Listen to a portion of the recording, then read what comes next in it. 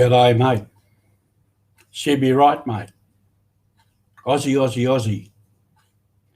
These are very distinctively Australian terms. How would you go translating that into another language? I presume many of you might be originally from another language speaking group, or you know other languages. Many do today.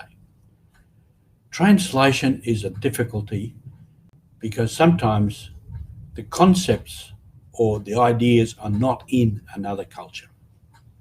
You're with Mission Alive. This is Roger from the MSC Mission Office.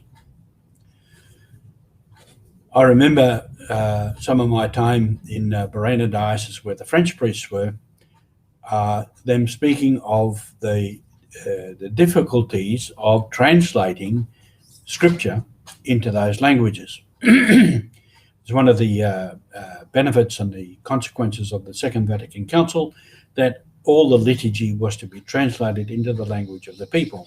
So that included readings.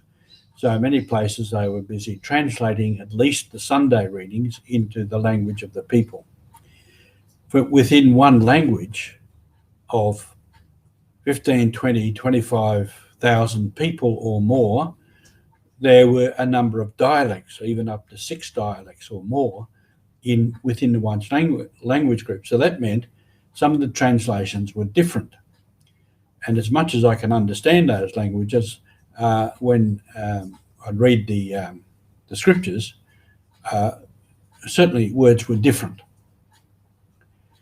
So this is one of the things of the difficulty of going on mission and bringing the gospel message to people. Another question that was around early in the time of that area was when to baptize people. People have been contacted, catechized or evangelized, then they indicated they wanted to be baptized. So how long do you make them wait to be baptized? How long is the catechetical period, the catechumenate? Bishop Alain de Beaumenu, who led that area for about 50 years, one of his instructions to the priests was, don't leave people outside the gate. Meaning baptize them, bring them in, and continue the process of catechizing them, of bringing them more deeply into the faith. Some priests disagree with that. And in one particular station, which became a parish, the priests insisted on a 7-year catechumenate, a very strict, disciplined period of catechesis. And after the first group was baptized, when the second group was getting ready, they asked those who had been baptized already, from your village, these people are on the list for baptism, what do you think? And some would say, yes, that one's okay, that one's okay, this one, no. We don't see any change in his life or her life in the village, so leave them first. So a difference of practice, a difference of ideas from very good people. This is perhaps one small incident, but it indicates what can be larger difficulties. In the Acts of the Apostles, and recently we had the controversy between Paul with the Gentiles and the Jews who were sticking to the Jewish customs. And one of them was the custom of circumcision. And we know that story from the Acts of the Apostles.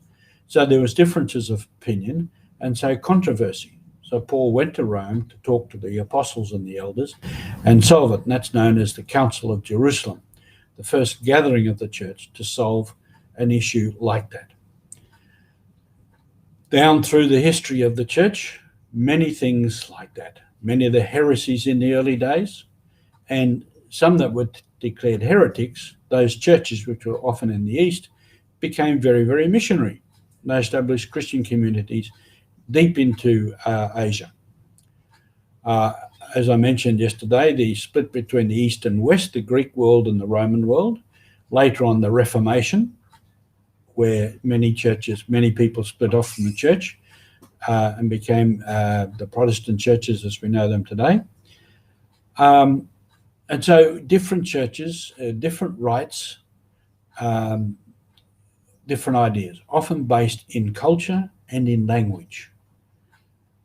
And those things are still with us, the culture and language. This is part of mission. Thank you for being with us.